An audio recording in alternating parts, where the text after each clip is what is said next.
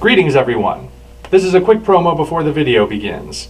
If you're new to the channel and you didn't know it yet, I am actually an author in addition to being a YouTuber, and I have 2 books that you can get on Amazon.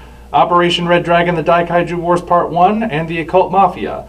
The first is sort of a bizarre, absurdist kaiju anime mashup, and the other is a horror noir story with a hint of a western thrown in there. They're both set in the same universe, and at this point have received mostly positive reviews, so you might want to check them out. I've provided Amazon links for both of them down in the description. They're both available in either paperback or Amazon Kindle, and Operation Red Dragon is also available in audiobook form. So if either of these strike your fancy and you want to support a struggling artist, feel free to go down and check out either one or both of them. Alright, the shameless self-promotion is out of the way, we can get on with the video. Thank you all for your support. Hello ladies and gentlemen, I am the Omni viewer, and Christmas is just around the corner. As such, I think it's time to give an old friend of mine his moment in the spotlight. I meant to have him do a review a couple years ago, but there were technical difficulties that made the footage unusable, so that whole thing was scrapped. Now I think I've got everything figured out, and it's finally time for him to shine. Allow me to introduce my friend Rodney the Reindeer, who will be hosting today's video. You ready, Rodney? I'm ready for it. You got any problems with me taking over, Snazzy? I don't mind. Have at it, you freaky little mammal. Thanks, you slimy old lizard. So, now that I'm in charge, there's only one movie worth discussing, and that's 1954's White Christmas. Maybe it's a bit cliche, but as far as I'm concerned, White Christmas deserves to be called a classic. Probably one of the greatest Christmas movies ever. What about A Muppet Christmas Carol? For some reason, that one really speaks to me. Yeah, obviously that one's great too, but I'm not talking about that one. You can do that some other time. The movie's plot is a complicated one, and it ain't easy to summarize without just going through the whole thing. I'm guessing most of you have seen it by now, and if you haven't, you should.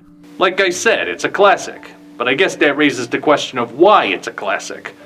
Any movie can be called a classic, but there's gotta be something to give it staying power, right? So what is it about White Christmas that works? Is it the music, the acting, the story? Well, sure, all of that stuff is great, but what I think puts it above the others is that it's mature. And I don't mean mature like it's full of stuff that gets you put on the naughty list. I mean it's actually mature. The beginning of the movie is your clue that we ain't in for no schmaltzy Hallmark Channel flick. It looks like we are at first, what with the shot of a quaint New England town all dressed up for the holidays. But as the camera pulls back, we see that's just a painting for a show in the middle of a war zone in 1944, complete with bombs going off in the distance. It's a veneer, with the soldiers trying to eke out a little Christmas cheer in a place where they could very well get blown to bits. In fact, this scene also shows us why the song White Christmas became a Yuletide standard in the first place. See, this song didn't actually debut in this movie. It first showed up in a 1942 Bing Crosby picture called Holiday Inn, and it was just one of a whole bunch of songs written for that picture representing every holiday of the year. Most of those songs didn't catch on, but White Christmas did, partly cause songs and Christmas go together like milk and cookies, but also cause of World War II. Lots of the American soldiers who went to fight when the US entered the war were teenagers. Kids who should have been in high school but instead volunteered to fight for something they believed in. Being far from home in a life-or-death situation, the lyrics of White Christmas spoke to them in a way few other songs did, making them feel nostalgic for the days when they were just innocent kids celebrating the holiday. I'll Be Home for Christmas was another one, but we ain't talking about that one here. So when you see the opening scene of the White Christmas movie and you see how the soldiers react to Bing's crooning of that number, you ain't seeing no Hollywood fabrication, you're seeing an authentic replication of history. But that maturity goes into the rest of the plot too.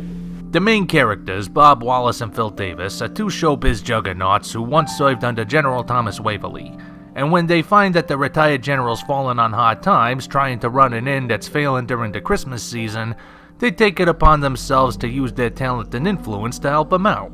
They don't do that because they'll get something from it. By the end, we learn it's actually set the pair's bankrolls back quite a bit, but that don't matter to them. This is something they do because it's right. That's the whole goodwill toward men thing the heavenly hosts sing about after scaring those shepherds. Bob and Phil give General Waverly a gift better than any trinket by showing him how important he is. Waverly was responsible for a whole bunch of lives during the war, and each one of the soldiers who shows up at the end are alive cause of his leadership. Heck, for some of them, he may have been the closest thing they had to a father figure. I know some of you probably won't get why this sort of connection's being made in the military, what with those hang-ups about Vietnam and all, but this movie was made in the 50s, and Hollywood had a different view of the military back then.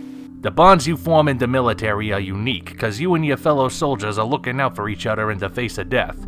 You come through that alive, and the least you can do for whoever saved your butt is say thanks. That's central to what White Christmas is about, and it's a route few other Christmas movies take. The maturity even plays into the romance. In a lot of modern romantical pictures, it feels like the couples always seem to break up over the dumbest misunderstandings, and they act like children about it until they get back together at the end. The running gag among film buffs is that if the couple broke up over something so minor when they're just starting out, their relationship has no chance when they inevitably disagree on something serious. White Christmas does things differently. You still have a breakup over a misunderstanding, but this time around it actually makes sense.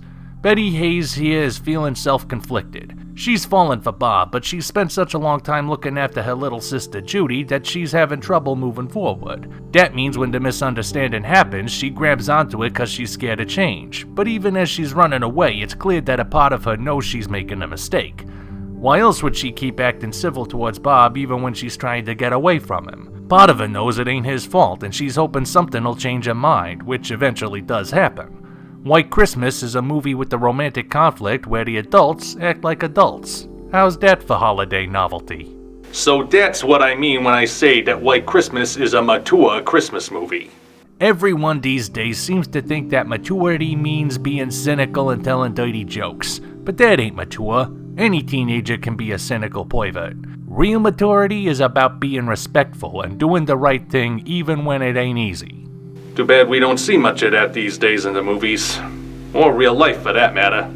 Of course, there's nothing wrong with embracing your inner child, especially during the holidays. For maturity, though, you can keep your National Lampoons and your Bad Santas. I said it before and I'll say it again. White Christmas is the true measure of adulthood for the season. So, on behalf of everyone on this channel, Merry Christmas to all of you wonderful folks watching. May your days be merry and bright, and may all your Christmases be white.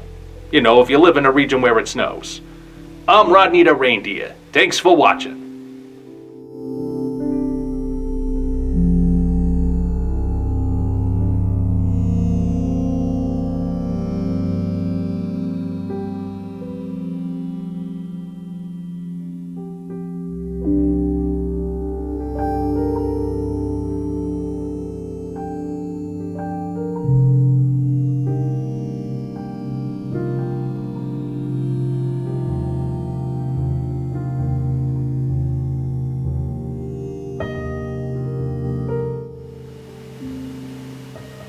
A tree with Godzilla and Frankenstein ornaments on it.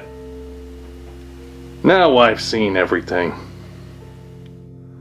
If you enjoyed this video, you know what to do. Like and subscribe, then go down to the description to find links to follow us on DeviantArt, Patreon, and Twitter. While you're there, you'll also find the Amazon links for the original novels Operation Red Dragon, The Daikaiju Wars Part 1, and The Occult Mafia. 2 books I think you'll really enjoy. Thank you all, and we appreciate your support.